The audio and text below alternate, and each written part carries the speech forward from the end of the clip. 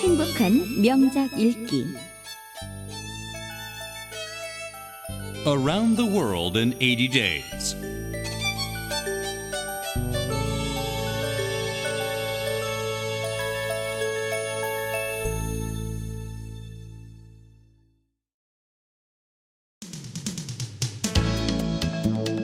Chapter 1. The Wager. In 1872, in the city of London, many prominent gentlemen gathered at the Reform Club. One of these gentlemen was Phileas Fogg. Fogg was a handsome man with a silver beard. Although he was well known around the club, people knew very little about Fogg's private life. His only daily activities were reading newspapers and playing a card game called whist. Phileas Fogg lived alone in a mansion. He employed a single butler. The only requirement of Fogg's butler was perfect promptness and regularity in his work. In fact, on October 2nd, Fogg fired his current butler because he had brought him his shaving water at 84 degrees Fahrenheit rather than 86. On this late morning, Fogg was waiting for a new butler to arrive between 11 and half past.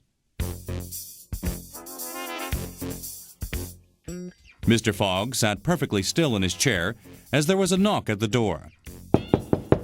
A man entered and introduced himself as Jean Passepartout. He was a Frenchman from Paris. He had been a singer, a horse rider, and a tightrope walker in a circus. 5 years ago, he had come to England to seek a quiet life as a butler. "Mr. Passepartout," said Phileas Fogg, "do you know that I require my butler to always be on time?" "Yes, monsieur," Passepartout replied. "Very well, then. From this moment, you are my new butler." Then Phileas Fogg left without a word.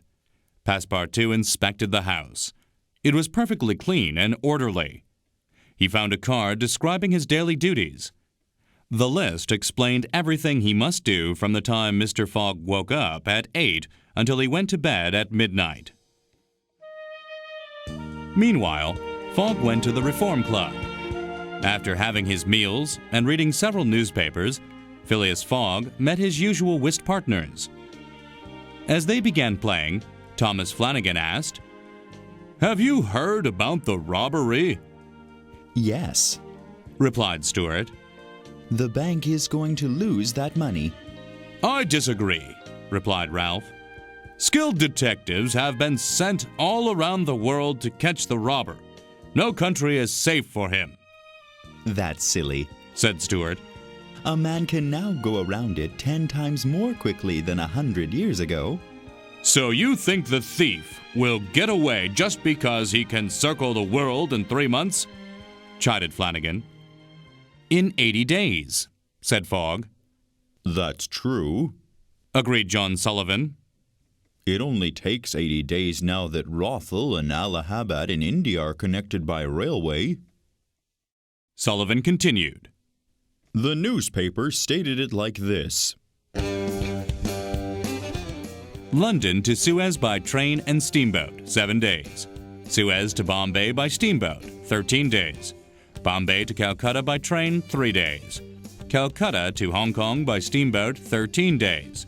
Hong Kong to Yokohama by steamboat, 6 days. Yokohama to San Francisco by steamboat, 22 days. San Francisco to New York by train, 7 days. New York to London by steamboat and train, 9 days. Total, 80 days. "Yes, 80 days, but that doesn't take into account bad weather, shipwrecks, and train accidents," said Stuart. "It's all included," returned Phileas Fogg, playing his hand at whist. "It's absurd. I'd be willing to wager £4,000 on it," cried Stuart. "I have 20,000 in a savings account that I will wager," Fogg said calmly. Are you joking? Asked members of the group. "An Englishman does not joke about such wagers." Fogg replied, very seriously. "I will bet the 20,000 against anyone who wishes. Do you accept?" We accept, replied the group of men. We will each contribute 4,000 pounds to match your 20,000. Good, said Phileas Fogg. The train leaves for Dover at 9:15. I will take it this evening. Then Fogg wrote them a cheque for the money. He had only wagered half of his 40,000-pound fortune because he knew that he would need the other half to complete the trip around the world. Back at home, Passepartout was studying his list of responsibilities. He was surprised when Fogg walked in at an unscheduled time. Fogg went to his bedroom and called for his butler. Passepartout, I want you to put 2 shirts and 3 pairs of socks in a small bag for me. Do the same for yourself. We'll buy new clothes as we go. We're going to catch a train in 10 minutes. Where are we going, monsieur? Asked Passepartout. We are going around the world in 80 days. We don't have a minute to lose, replied Fogg. Passepartout didn't know what to say. He did as his master instructed. By 8 o'clock, the bags were packed.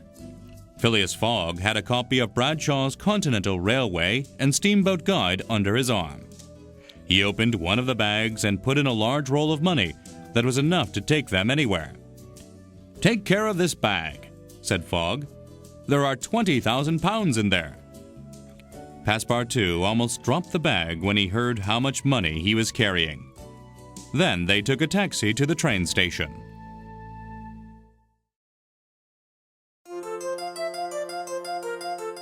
Chapter 2.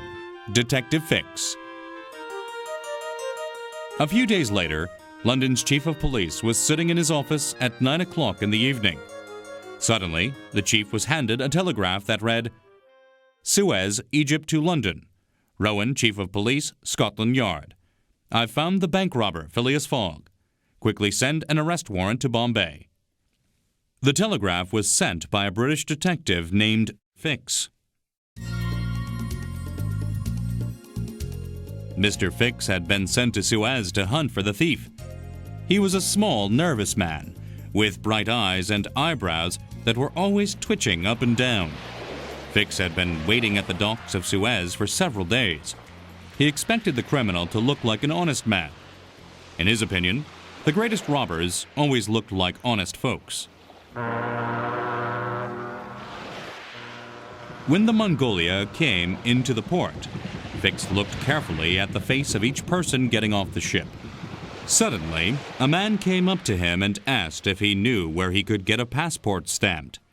Fix looked at the passport and asked, Is it yours? No, it's my master's, said the man. The picture of Phileas Fogg matched the description of the thief exactly. Where is your master now? Asked Fix. He's on board the Mongolia. Fix thought quickly. He knew he would have to get Fogg off the ship and keep him in Suez to catch him. Your master will have to bring this passport to the consulate to be stamped in person. I'll go and get him, said Passepartout. Fix quickly went to the English consul's office and said, I believe the thief is a passenger on the Mongolia. I need to keep him here until I can get the arrest warrant from London. Can you detain him? No, I have no right to detain him until an arrest warrant is issued, said the consul. At that moment, Fogg and Passepartout entered the office. Fix remained unnoticed at the back of the room. Accepting Fogg's passport, the consul told him, You know a stamp is unnecessary. No passport is required for British citizens traveling in Egypt or India. I know, replied Fogg, but I wish to have proof of my travels. Very well, said the consul, and he stamped Fogg's passport. Back on the Mongolia, Fogg updated his journal. On that day, Friday, October 9th, he noted his arrival in Suez, and that he had neither gained nor lost any time. Passepartout was enjoying the scenery on the dock. Well, my friend, said Mr. Fix, walking up to him, were you able to get your passport stamped all right? Yes, the passport is fine, replied Passepartout. but we're traveling so fast that I feel like I'm journeying through a dream. "Why are you in such a hurry?" asked Mr. Fix. I'm not in a hurry, Said Passepartout. but my master is. "But where is your master going?" asked Fix. Always straight ahead. He is going around the world in 80 days. Exclaimed Passepartout. He says it's on a wager, but I think something else is going on. "Yes, your master sounds like quite a character. Is he rich?" He's carrying a large amount of cash with him, and he's not afraid to spend it. All of this information only convinced Fix that Fogg was the thief. Fix returned to the consul's office and asked the consul to send a telegraph to the chief of police. "I'm going to follow this rogue to India, which is English ground. Once that warrant arrives in Bombay, I'll be able to arrest him politely with the warrant in my hand," thought the detective. During the voyage, Phileas stayed in the saloon playing whist. Meanwhile, Passepartout was enjoying a meal in the forward cabin when Mr. Fix approached him again. While meeting, Fix and Passepartout became friends. By the time the Mongolia reached Aden, they were 15 hours ahead of schedule, and by the time they reached Bombay on October 20th, they'd gained 2 days. Phileas Fogg calmly entered this information in his journal.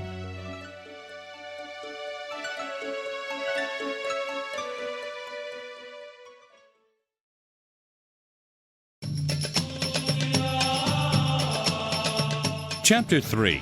Across India. It was 4:30 when the Mongolia landed and its passengers went ashore. Fogg ordered Passepartout to be at the train station by 8 p.m. to catch the train to Calcutta. Then he went to the British consulate to get his passport stamped. Mr. Fix quickly went to the Bombay police headquarters. There he asked if his arrest warrant had arrived yet, but it hadn't arrived yet. Fix realized that he would just have to keep following Fogg and Passepartout until the warrant arrived. Passepartout decided to look around Bombay. He followed a parade that was marching through the streets. Soon after, the Frenchman entered a beautiful pagoda at the top of Malabar Hill. He didn't know Christians couldn't enter Indian temples, or that even Indians must remove their shoes before going inside. Suddenly, Passepartout was knocked to the floor. He found himself being beaten by 3 angry priests. They shouted and tore off his shoes, but Passepartout quickly jumped up and ran out of the pagoda as fast as he could. When Passepartout arrived at the train station, he was shoeless, hatless, and without the package of clothes Fogg had sent him to purchase. From a hidden corner, Mr. Fix listened to Passepartout tell Phileas Fogg what had happened at the pagoda. Now Fogg's servant had committed an offense on Indian land. He would be able to arrest them in Calcutta and hold them until the warrant arrived. At 8 a.m. on 22nd October, the train stopped 15 miles past Rothal. They were in the middle of a very small village. "Passengers will get out here," announced the conductor. Passepartout rushed out to find out the reason and came back crying. Monsieur Fogg, the railway has ended. They soon learned that the railway wasn't finished. There was a gap of 50 miles between where the train had stopped and Allahabad, where the line picked up again. By this time, the other passengers were beginning to leave for Allahabad by wagon, horse, and mule. Fogg also searched the village for transport, but found nothing. Passepartout had more luck, announcing, I think I found a way to get to Allahabad. There's an elephant that belongs to an Indian near here. The elephant's name was Keone. Mr. Fogg decided he would rent it. Fogg made several generous offers, but the owner refused them all. Then he offered to buy the animal for £2,000. It was too much money for the man to refuse. Fogg then hired a local Parsi man to guide them and the elephant to Allahabad. This part of India was not under British control. They occasionally came across bands of ferocious Indians who shook their fists and shouted angrily. That night, they stayed in an old cabin on the edge of the jungle. At 6 the next morning, they resumed their journey. At 4 p.m., the elephants stopped moving. A noise from the jungle was getting closer. They could hear a chorus of human voices accompanied by brass instruments. Then the guide announced, "It's a procession of the Brahmins coming our way. We must not let them see us." They hid behind some trees and were very quiet. The voices came nearer. Fogg could see priests in long robes surrounded by men, women, and children who were singing a terrible and sad chant. Behind them was a cart carrying a statue of a woman with 4 arms and her tongue sticking out. "Kali, the goddess of love and death," whispered the guide. A group of holy men led a beautiful young woman who looked European. She staggered along behind them. She was covered in rich robes, golden jewelry, and gems. Then came another cart, on which was the dead body of a very old man. He was dressed like a king, or as they say in India, a Raja. "This is a sati, a human sacrifice. She will be burned tomorrow with her dead husband, who was the Raja of Bunderkund," said the guide. "But why doesn't she try to escape?" asked Fogg. "She's been drugged. They will take her to the pagoda of Pelagie and sacrifice her at dawn." "We will save her," said Fogg. Save the woman? Cried Passepartout. But the wager, the steamboat in Calcutta. "I have 12 hours to spare. We will be on the steamboat to Hong Kong." Sir, you are a man of heart, admired Passepartout. They waited in the jungle until nighttime. The guide told them about the woman. Her name was Auda. She was an orphan who had received a European education. When she had grown up, the elderly Raja noticed her beauty. She was forced to marry him against her will.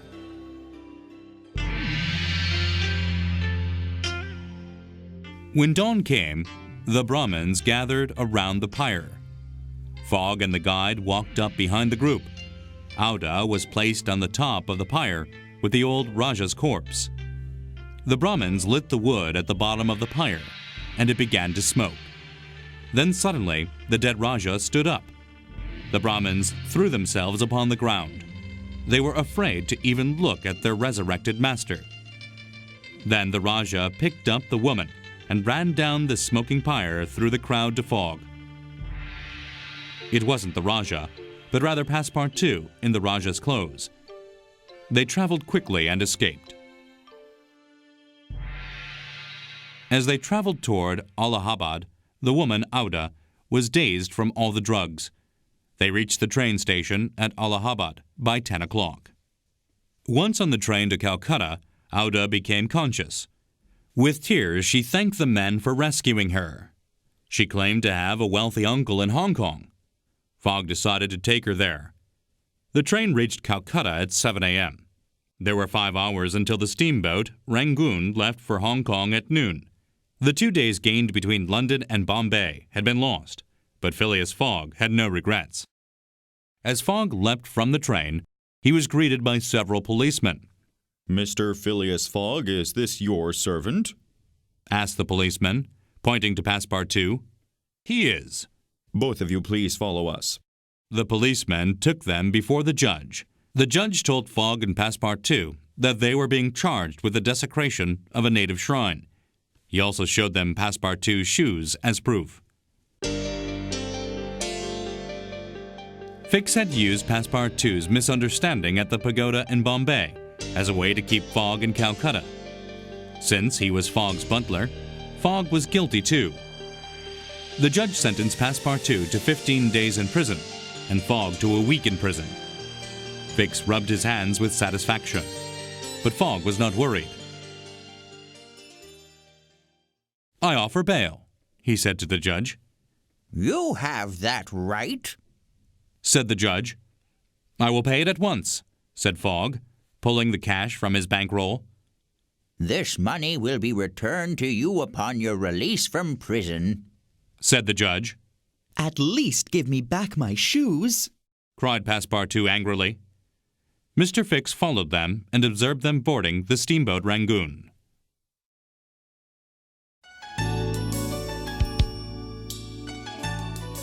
Chapter 4. Clowning Around.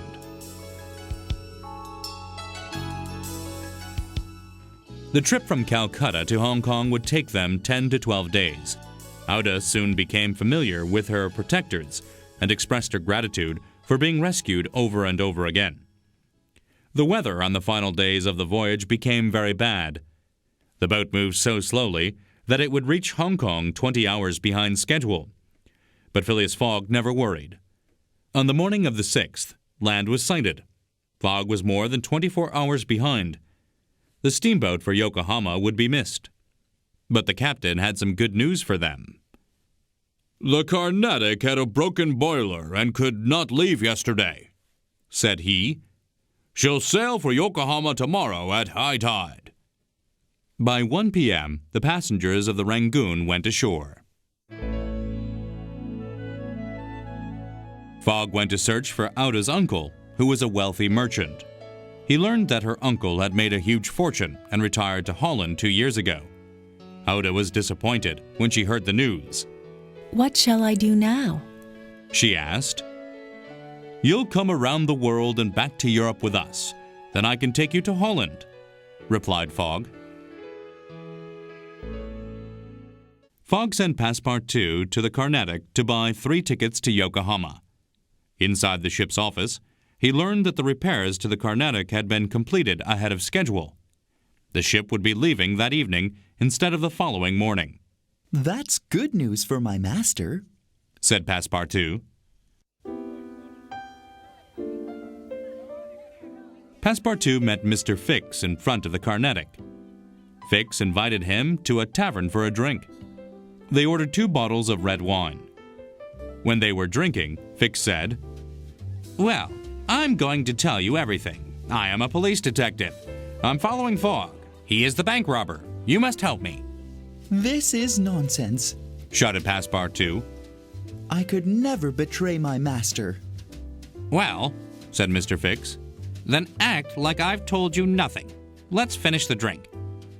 Fix put a drug in Passepartout's drink without being noticed. Angrily, Passepartout took his drink and instantly went to sleep. As Passepartout did not come back by the next morning, Fogg decided that they would have to leave without him. He and Auda traveled to the dock.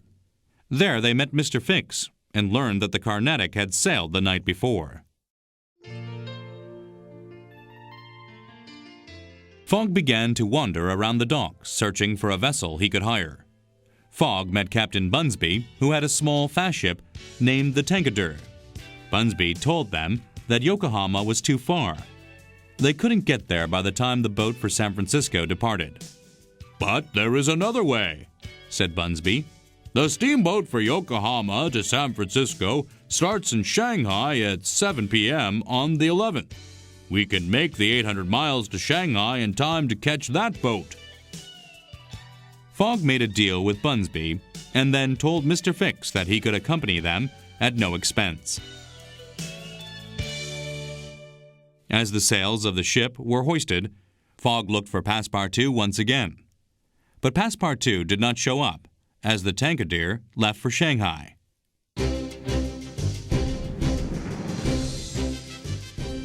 By 7 p.m. on the evening of the 11th, they were only 3 miles outside of Shanghai Harbor. As they neared the port, they saw black smoke rising up from a steamer. It was the American steamer leaving Shanghai for its 22-day voyage to San Francisco. "Signal her," Phileas Fogg said quietly.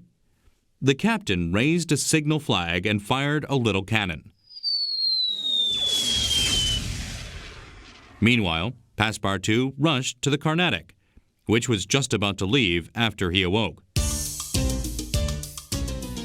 He searched the ship for Phileas Fogg and Auda, but failed to find them. He knew he would have nothing once he reached Japan. At dawn on the 13th of November, the Carnatic entered the port of Yokohama. Passepartout went ashore, feeling worried about how he would survive. Passepartout knew he needed to find a way to make money and get out of Japan. After walking around for 2 days, he saw a clown holding a sign written in English. The sign read, "Great attraction, the Long Noses, acrobatic Japanese troupe, the Honorable William Batukar, proprietor. Last presentations, prior to their departure for the United States." The United States? Thought Passepartout. That's where I want to go. He followed the clown. At a large arena, he met William Batukar. After a short interview, Batukar decided to use him as a clown. Passepartout's first performance with the Long Noses was at 3 p.m. The arena was quickly filled with people from Europe, China, and Japan. During the performance, the Long Noses formed a human pyramid that reached all the way to the ceiling. As the pyramid reached the ceiling, Passepartout saw 2 familiar faces in the audience. There were Phileas Fogg and Auda. Master! Master! Passepartout cried. He crawled out from under the base of the pyramid. The human pyramid collapsed. Long-nosed clowns fell everywhere. "Passepartout, is that you?" asked Fogg. It is me, monsieur. "Very well, then. Let's go to the steamer."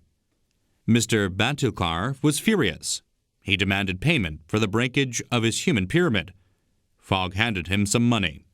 Then they boarded the American steamboat, the General Grant. Passepartout was still wearing wings and a long nose. Passepartout told his master what had happened in Shanghai, but he didn't mention that Mr. Fix had tricked him. He felt that the time was not right for that revelation. Auda soon found her feelings toward Fogg deepening. Passepartout also made the happy discovery. Mr. Fix was still in pursuit of Phileas Fogg. He remained concealed to avoid Passepartout's anger. But Passepartout and Fix met on the deck. When Passepartout saw Fix, he grabbed him by the throat and punched him in the face. Fix brushed himself off and said, "I still think he's the bank robber, but I want him back in England, where his crime can be proven in a court of law." 11 days later, the General Grant entered San Francisco Bay. Phileas Fogg had neither gained nor lost a single day.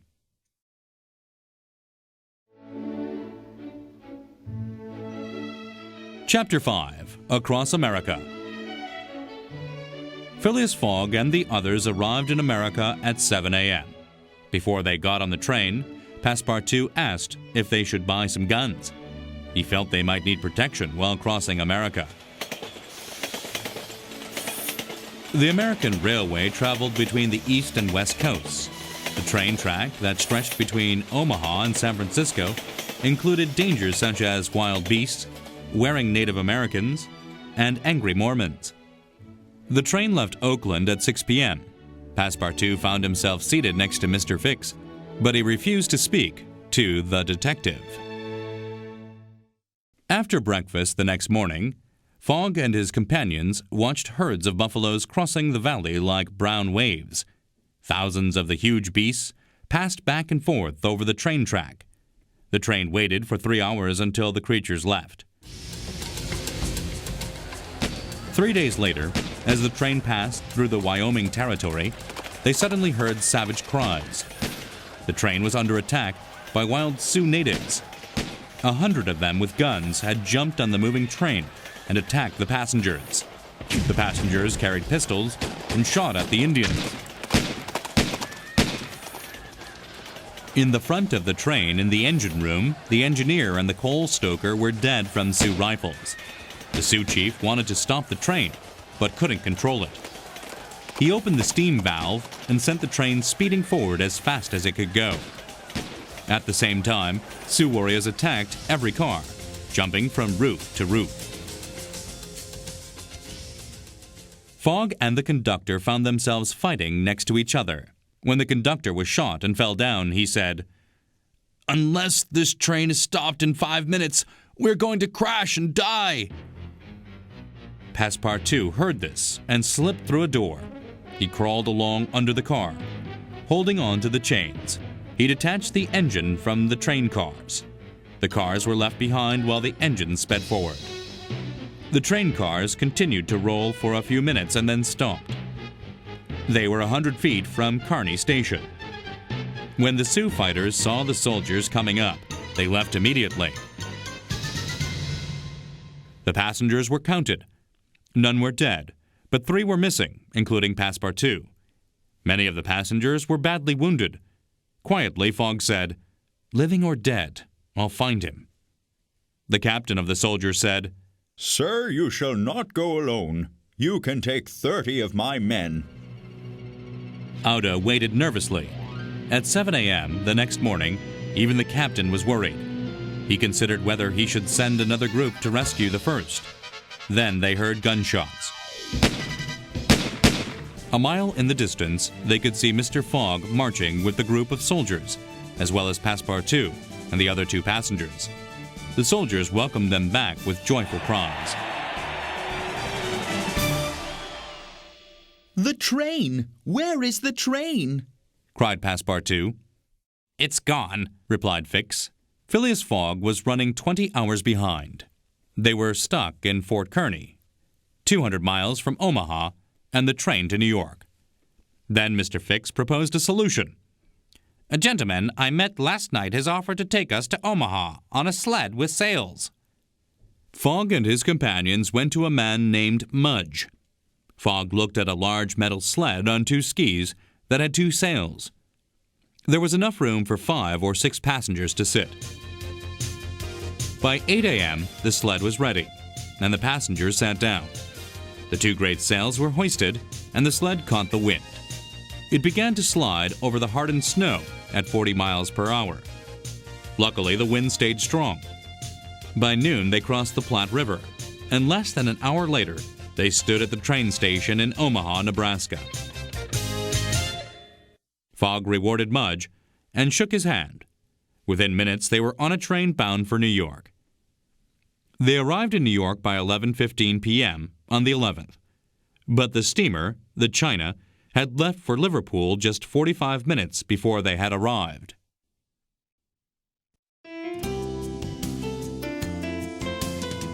Chapter 6. On the Way Home.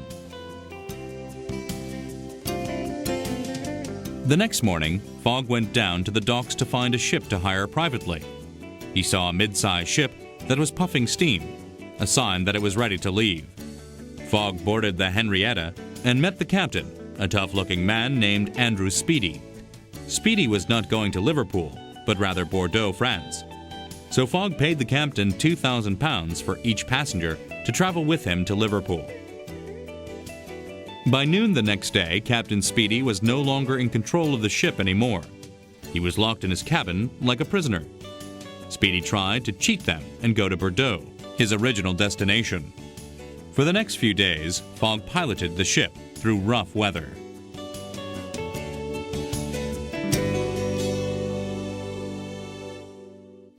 The ship's engineer came to speak with Mr. Fogg.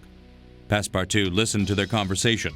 He was terrified to hear that the ship had burned up all of its coal and did not have enough to reach Liverpool. Phileas Fogg told Passepartout to let Captain Speedy out of his cabin. "I want you to sell me your ship," Fogg said to the captain seriously. "I'm going to burn her for fuel." Fogg pulled a roll of American dollars out of his pocket. "Here's $60,000. "Okay." Captain Speedy accepted the offer quietly. As soon as Fogg had bought the Henrietta, he ordered the sailors to strip every bit of wood from the cabin and the deck to burn for fuel.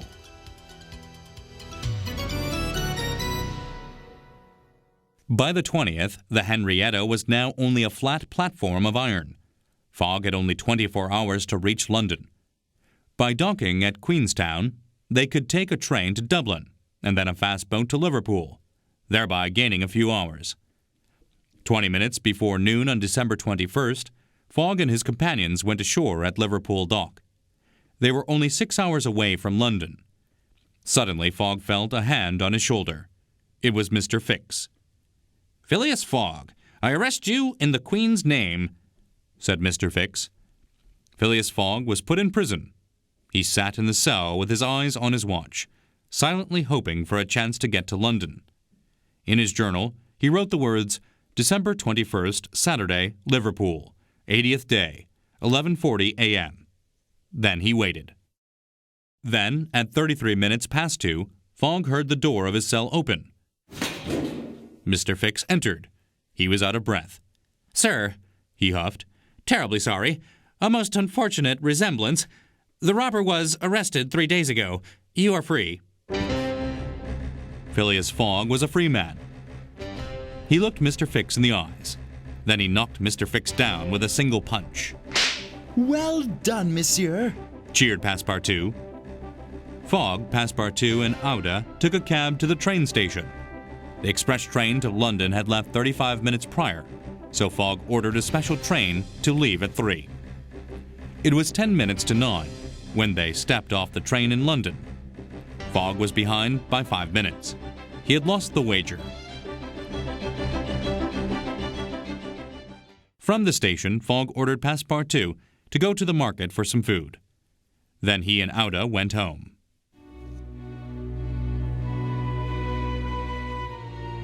Later that evening, Fogg had a private conversation with Aouda. He began by saying, "When I brought you here, I had a fortune, but now I am ruined." I pity you. Continued Aouda. But two lost souls may find comfort together. Will you take me for your wife? Suddenly, Phileas Fogg's lips began to tremble. He closed his eyes for an instant to think. When he reopened them, he said, "Yes, by all that is holy, I love you." She cried and pressed his hand to her heart. Phileas Fogg called Passepartout immediately. When he entered the room, he saw Aouda holding Fogg's hand and understood everything instantly. Fogg asked him to go and find Reverend Samuel Wilson at the local church. He wanted to know if it was not too late to schedule a wedding ceremony for the next day. It was 5 minutes to 8. For tomorrow, Monday? Asked Passepartout. Yes, for tomorrow, Monday, answered Phileas Fogg. Passepartout hurried off as fast as he could. At 35 minutes past 8, Passepartout staggered back to Fogg's house, out of breath, and said, Master, marriage tomorrow is impossible. But why so? Asked Phileas Fogg. Because tomorrow is not Monday. Tomorrow is Sunday, and the Reverend has to perform his duties at church. There are only 10 minutes left. Then Passepartout grabbed his master by the collar and threw him out the front door. Phileas Fogg jumped into a cab and calmly said, "Take me to the Reform Club." Inside the Reform Club, Fogg's friends nervously began to round of whist. The clock ticked 18 minutes to 9. There was perfect silence in the room. One more minute, and they would be the winners. At the 57th second, the door opened. As the clock ticked on its 60th second, Phileas Fogg stepped in and said, "Gentlemen, here I am."